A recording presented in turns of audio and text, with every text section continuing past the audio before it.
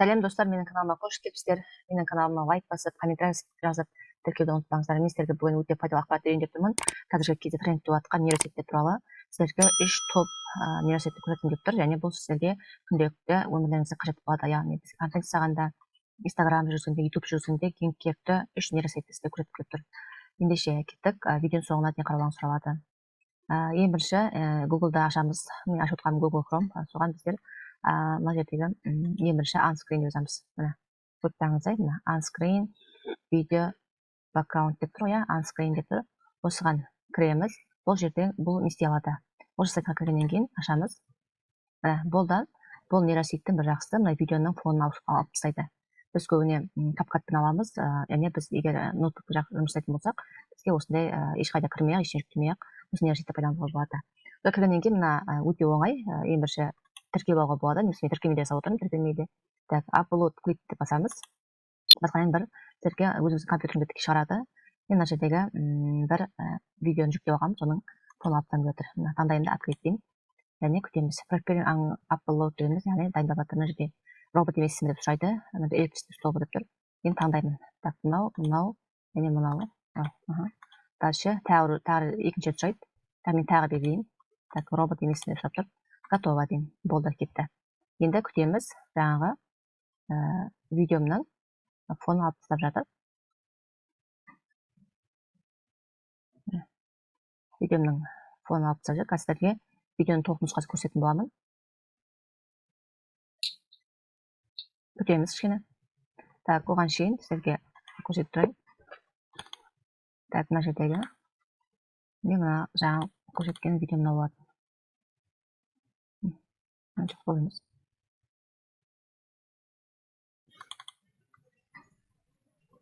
Мына видео табиғатта тұрған, ағашта тұрған экран. Осы болатын. Енді қарап көрейік, осы болды ма екен? Міне. Қарасаңыздар, мына жердегі фоны өте әдемі алған, ешқандай білінбейді. Көптен жүндердің бәрі солай кетіп тұр.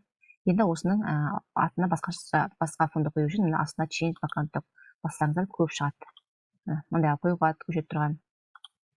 Баланың арасында жүгін қоюға болады. Мына астын былай басарсыңыздар, барлық түрлері бар. Мынандай да қоюға болады. Мына жерде өзіңіз қарайсыздар, мына жерде өте көп түрлері бар.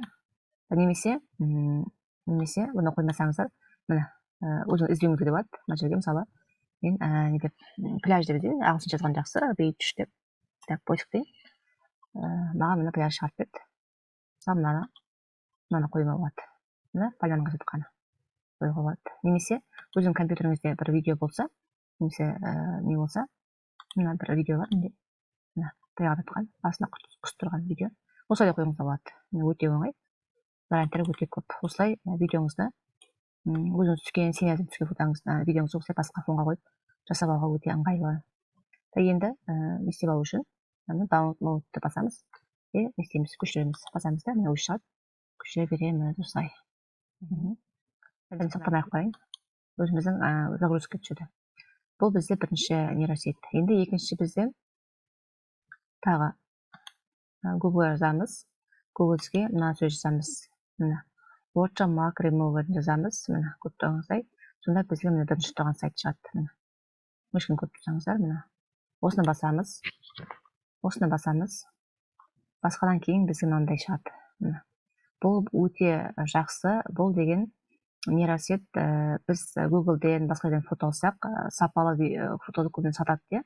Сатып алуымыз керек. Соны біз сатып алмай, үстіндегі водяной знакты кетіруге болады. Мысалы, мына кресті ешқандай тіркелмейсіздер. Загрузить изображение тұр, соны басамыз. Басқадан кейін маған неге түсіреді. Өзім компьютерімдағы загрузкеге осы неге түсіріп таптай беремін. Жаңа бір мысықтың фотосын дайындап қойғам. Мысалы,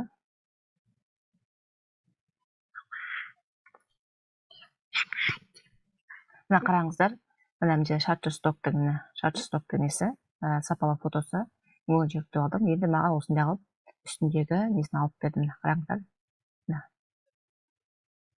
Жерде қараңыздар, жазуы бар, ал мына жерде жазу жоқ. Көрдіңіздер ғой? Тағы көшіртіп қойып. Загрузить изображение басамыз.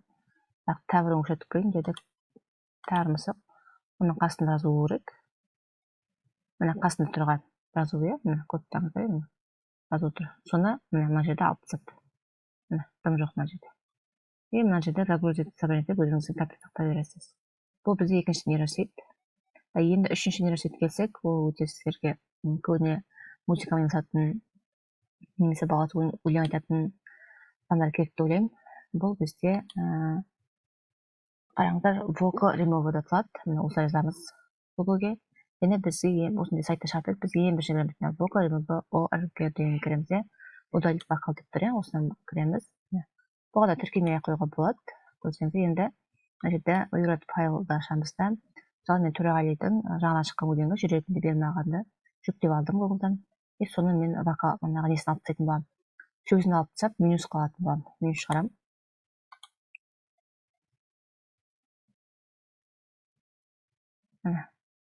Менюс шығарамын, күтеміз.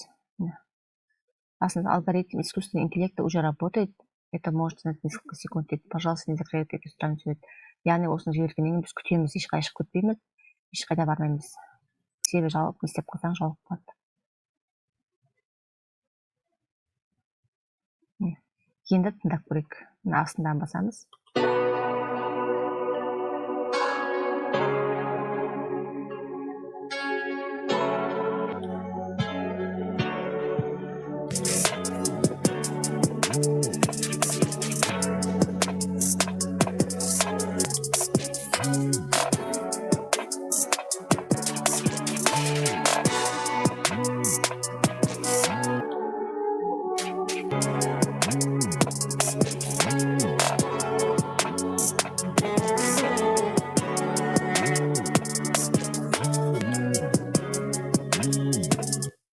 Көрдіңіздер ғой, бұл яғни менюс жасап тұр, өлеңнің сөзін алып тастап, менюс жасап тұр, өте ыңғайлы. Так, енді сақтау үшін астын сақайып деп тұр. Болды, музыка керек па, вокал керек па, екеуі бірге. Мысалы, музыка, вокал екеуінде таңдар едім. Подожди деді. Енді бізге сақтап береді. Біз осыны сақтап алып, келген жерде осыны ашып қойып, менсөкпен айта беру болады. Міне, бізде сақталды уже менсөккісі. Міне достар, сіздерге бүгінгі топ 3 университетті айттым. Мені каналыма жазылыңыздар, лайк басыңыздар, комментарий қалдырып кетіңіздер. Енді келесі тағы қандай университеттерді сіздерге керек болады. Соны мен зерттеп жатырмын, қарап жатырмын. Көп университеттер ағылшынша түсінеді, тек қана орысша түседі, ішінде қазақша түсетін университет жоқ әзірше әлем бойынша. Сондықтан мен осы кішкене сіздерге керектен сіздерге тауып жасап жатырмын, өзім де пайдаланып жатырмын, сіздерге пайдалы ақпарат болсын деп осы арнама түсіріп қойып жатырмын. Менің еңбегіңізге бағалап көп рахмет. Лайк басыңыздар, достарыңызға атыңыздар, каналға жазуды ұмытпаңыздар. Бақтарыңызға рахмет, сау болыңыздар.